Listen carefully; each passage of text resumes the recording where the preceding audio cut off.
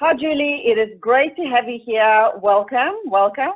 Hi, I I hope that we can get a lot of value out of our conversation. I'm not sure we can get a lot of value out of our conversation today. okay. Basically, I just wanted to ask you some question and for you to share some tips with us in terms of health and wellness, because you are like radiate this wellness and your skin is glowing. So I want you to share some of the tips with us. So my first really question is, I know that you are big into your health and you advocate for healthy living, but is it always been your passion? Is it always something you've done? No, first I just want to clarify, Lena, that actually I'm not a nutritionist, but this is based on my experience and the skills that I've learned over time and the way that I've educated myself. So just to clarify that. So absolutely not. When I was a child, I had this experience where I had warts all over my hands and no one would hold my hand. And I kind of made a decision at that point that there was something wrong with me. And even though that wasn't a kind of conscious decision, it kind of, it led to the things that happened in my life. And as I grew older, I just desperately wanted to fit in, because then I hadn't fitted in at all. Even though I had friends, there was just something that I just thought that perhaps there was something wrong with me. Anyway, when I became a teenager, I just started dieting. I was doing any fad diet you can imagine, things like the bacon and egg diet or the cheese and raisin diet. It just became obsessive. I was counting calories. I was kind of doing all the things to kind of solve this problem, to kind of fit in. But really, it wasn't addressing the actual, the core problem. And then I started working for my dad when I left school. He had a bakery shop. And I was about 18 because I'd gone to, I did a secretarial course, and then afterwards he asked me if I could manage his shop. And I knew nothing about that. And I was surrounded by cakes all day long. And, at the end of the day, things would get left and I just kind of eat it up. And then I go home and I say to my mum, I feel really sick. And she would say, drink a pint of warm salt water. So I would drink a pint of warm salt water and I have all these these cakes and things sloshing around in my stomach, and I'd feel absolutely terrible, and I wasn't sick. And it just kind of went from bad to worse. And then I went to drama college, and it was the first time that I'd been away from home, and I started developing bulimia. It was very, it was mild, but it was, every so often I would try and make myself sick, or I'd use X-Lax and all those kind of things. And really, for anyone who's ever experienced that, the shame is unbelievable. And then I stopped kind of focusing on food, and I rebelled, and I instead changed my focus to drinking and smoking. I was smoking about 30 cigarettes a day, and drinking excessively, and partying, doing drugs, doing all sorts of things. So absolutely not, no. I'm just sitting here. I just completely, because we haven't known each other that long. I know we've spoken a few times, but your story is, I would like to say similar, but it's my story, literally, because that's exactly what happened. I also was bulimic in high school. And then like yourself, I started raving, I started partying and drugs every weekend, sometimes even midweek. And I never really spiraled out of control. I've always stayed academically pretty focused. But still, I just was going from one extreme to the other. And I think that's what happens when you try to look for that fulfillment outside of yourself, right? Because something is missing. So I'm going to try this, I'm going to try that, I'm going to throw up because I'm in control. But you can't control it because your mind and your body is just completely opposite. So it was just amazing for me to hear my story being said from your mouth. So what happened to you, in order for you to start taking care of yourself? What, something major happen in your life, or you just kind of came to your senses? Yeah, I came back from a round the world trip, and I'd ended up working in Byron Bay for quite a few months, and actually that was where I wanted to be. I wanted to go and move back to Australia, but that wasn't actually possible. And so I came back, kind of really disappointed, came back to this, you know, normal living from everybody else, and living at my parents' house and thinking, this is really no fun at all, and I don't want to be here. And what happened was, my parents went away, and I had this party, and I drank a bottle of gin. And the next day, I thought I died. And I was from then on, I was completely intolerant to alcohol. And occasionally now I have a drink, but you know, it can make me feel terrible. So that's what happened. So I realized that I needed to do something to sort that out. And I trained then, I went and did a shiatsu course, and I started realizing that actually self-care was important, you know, not to a huge degree, but I did. And then in 1996, so quite a long time ago, about 24 years ago, I think, something like that, I did a course called the Landmark Forum, and it completely shifted the way I saw myself and the way I saw the world. And I realized that actually I had the power.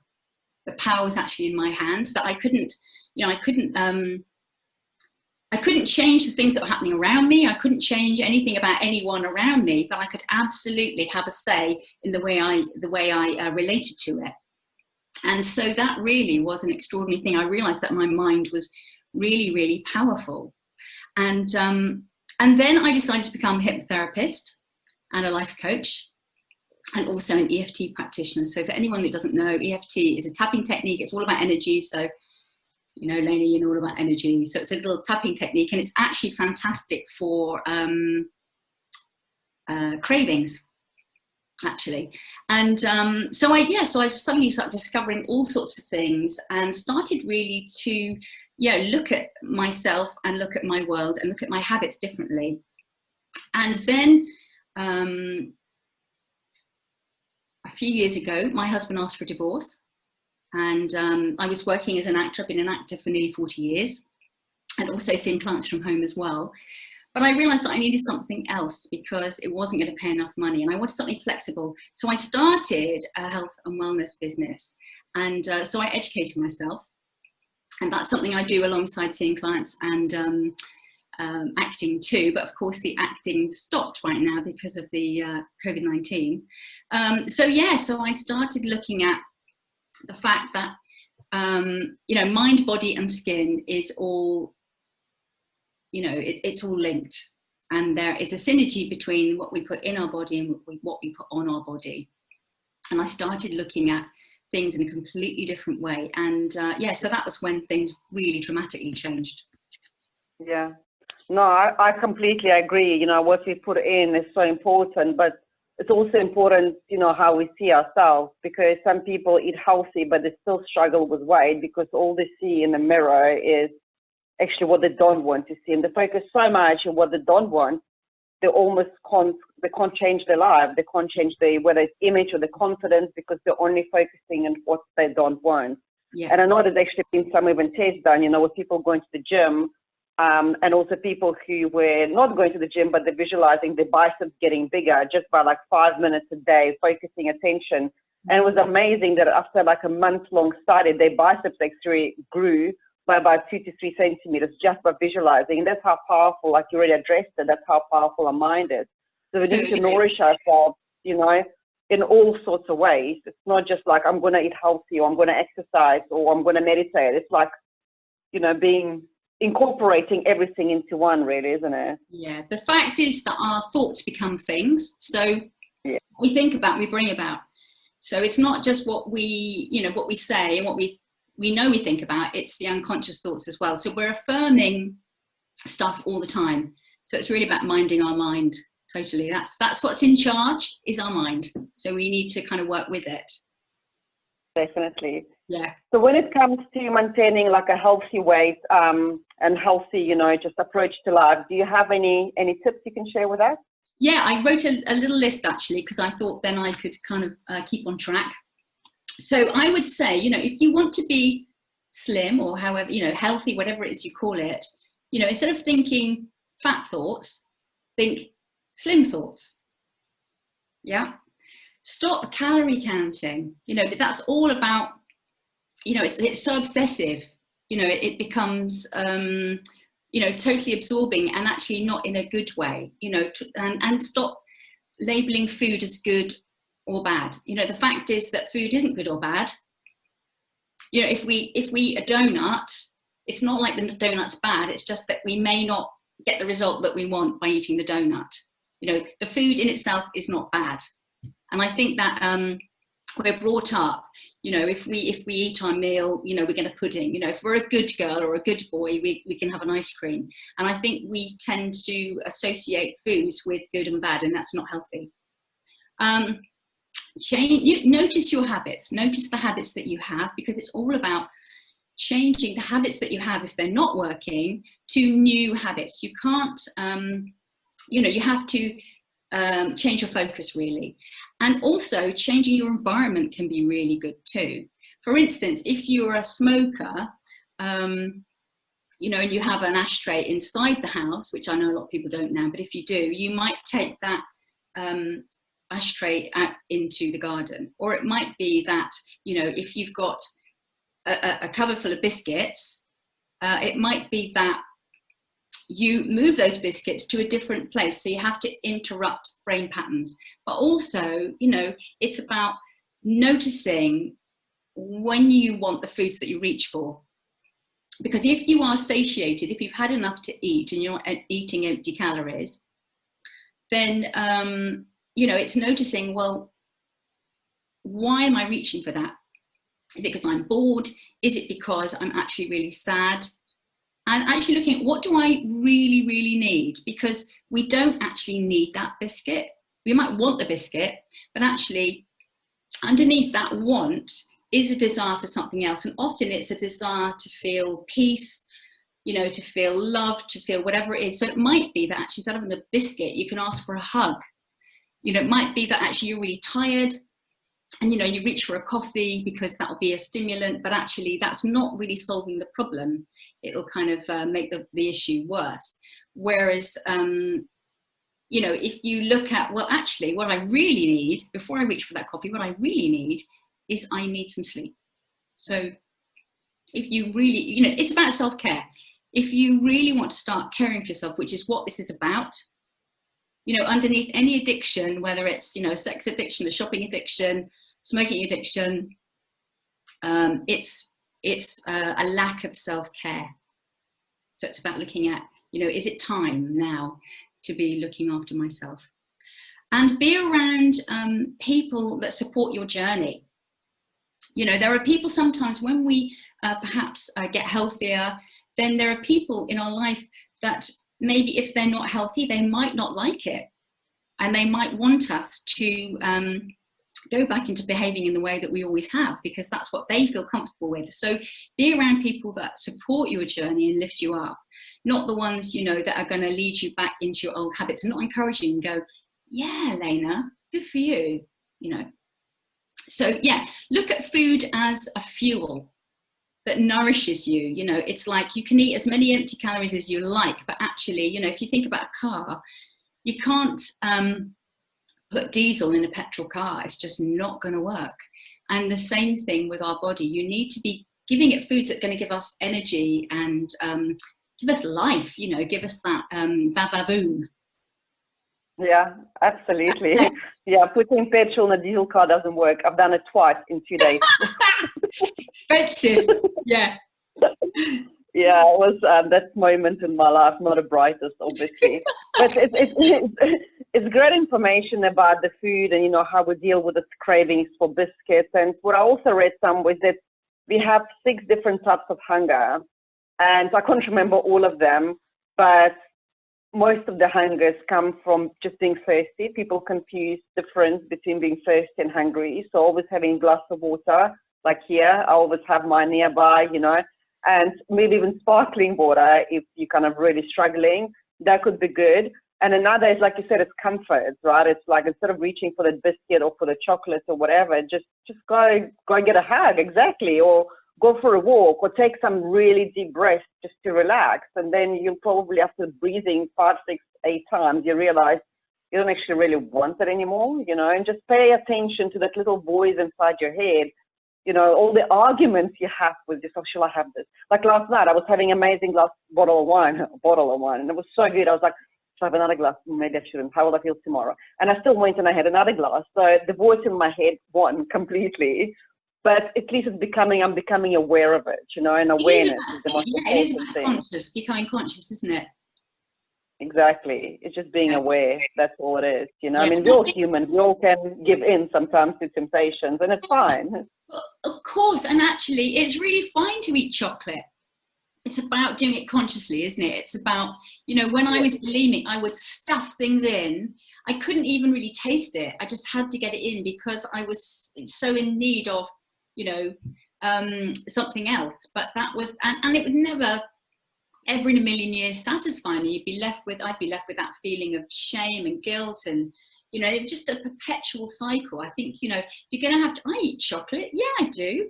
I eat good chocolate. I eat chocolate that I absolutely love, and I eat it consciously, and I really enjoy it, you know. And I think that's the important thing. Start to enjoy food. Start to be curious about food. You know, and also if you've been brought up with, you know, with a parent saying, you know, you can't leave the table till you've eaten everything on your plate, then, you know, if there is a half-finished packet of biscuits, you know, you might want to finish them because that's kind of the habit that you've been used to, you know. Exactly. Yeah. Yeah. So how do you help people with their health, their well-being, their weight management? What is your approach? So I show people really how they can flourish, Lena, with a positive mind, a strong, healthy body and beautiful skin, looking at that synergy between outside and in. And one of the things I'm doing right this moment is the 30 Days to Healthy Living, which is a gut Kickstarter. So the gut now is known to be like the second brain. You know, you have to be looking after your gut. Sometimes people who have problem skin, that can all be related to the gut. And if you feel sluggish or you feel all those kind of things, then maybe you need to be looking after your gut. I really recommend that everyone has a pre and probiotic and enzymes, you know, daily. That's what I do. But I also, about 4 times a year, and I'm doing it now, I'm on what day is it? Day 8 of 30 Days to Healthy Living. That's about changing habits. That's about kickstarting the gut with clean, green nutrition, which it kind of supplements alongside proper food, because we need to be eating proper food.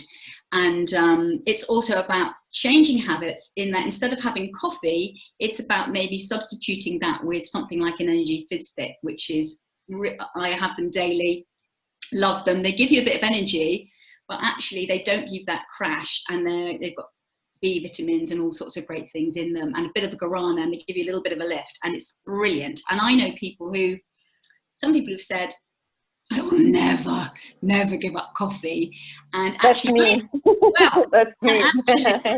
Actually, they've replaced it with fizz sticks, and actually they don't even miss it. Seriously. But you know, this is not about giving up forever. This is about just a 30-day gut reset, you know, and it's about instead of having sugar, having alternatives, you know, instead of having gluten, you know, cutting that out, no dairy, cutting out that bottle of wine, you know. And actually, although, you know, when we cut out anything, it can be, you know, that transitionary period can be uncomfortable, can't it, with anything, you know. So if you drink a lot of coffee, have a lot of sugar, then of course when you start not to be having those things, and sometimes you can feel a bit headachy maybe, but you know, after that passes, you know, I always feel amazing. I always have, personally, I sleep better, I have bags of energy, I'm much more focused. You know, I feel lighter in myself, but I feel lighter of spirit. I mean, nowadays, I don't worry about my weight. I don't really have, you know, weight that hangs on because I eat properly. But actually, I do feel more toned, and yeah, and my skin glows more as well. And, you know, I'm 62 now. I'm like, you know, I just want to do as much as I can to look as good as I can for as long as I can. So, yeah, so I help people with that. And also the fact that, you know, I was talking about outside and in, you know, so that's the gut, you know, which reflects on the outside as well and affects our mind as well and our moods. But also, you know, with great skincare, clean products that you put on your skin, put on your hair, You know, we're using stuff all the time. People don't really realize that anything we put on our skin, on our hair, goes into our bloodstream in seconds. So it's not just about what we eat, it's the whole thing. So I show people how they can look better, feel better, and yeah. I think once this lockdown is over, I'm going to drive over and you can show me the skin routine. My skin. I will.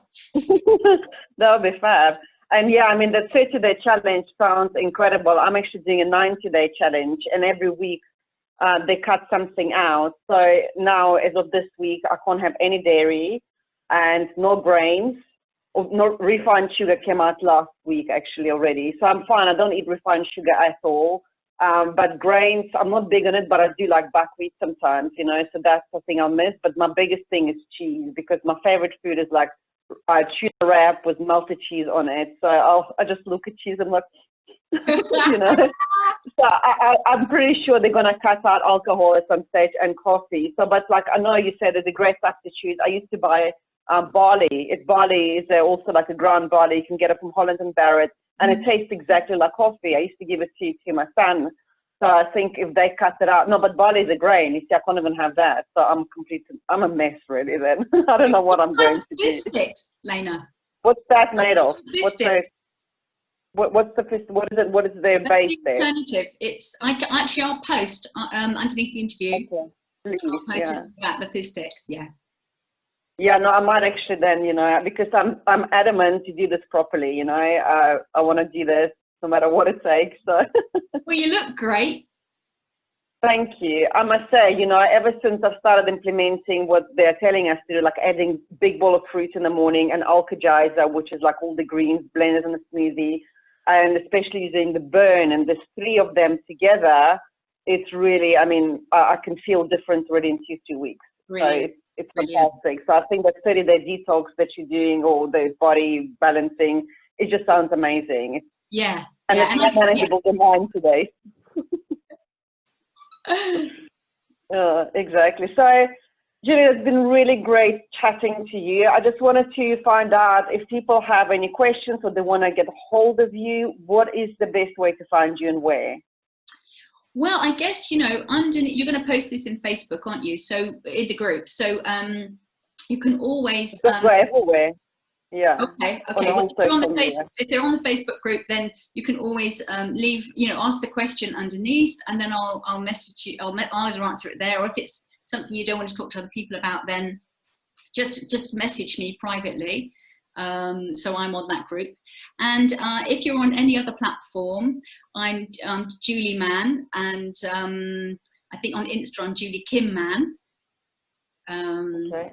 I'll get the links from you, and what I'll do is I'll post them underneath the videos on all the other platforms wherever I'm sharing it, so people can check you out directly if they don't want to comment or whatever they can't. Fab. So it's really, really been nice chatting to you. There's obviously a lot of synergies, similarities in what we're trying to do, and I know with combined efforts, with collaborating, building a community, we will get our message out there in a more effective way than if we just kind of, you know, trying to do it one by one. Amazing. I like that. No, I've got them both on. You've got them both, yeah? So nitro patches. Excellent. Fantastic. Cool, Julie. We'll have enjoy the rest of your day. And for those who are watching this video, we would appreciate any comments, any feedback. Just send me, Julie, a message. We would love to connect with as many as we can. Thanks, everyone. Have a great day. Thanks, Lena.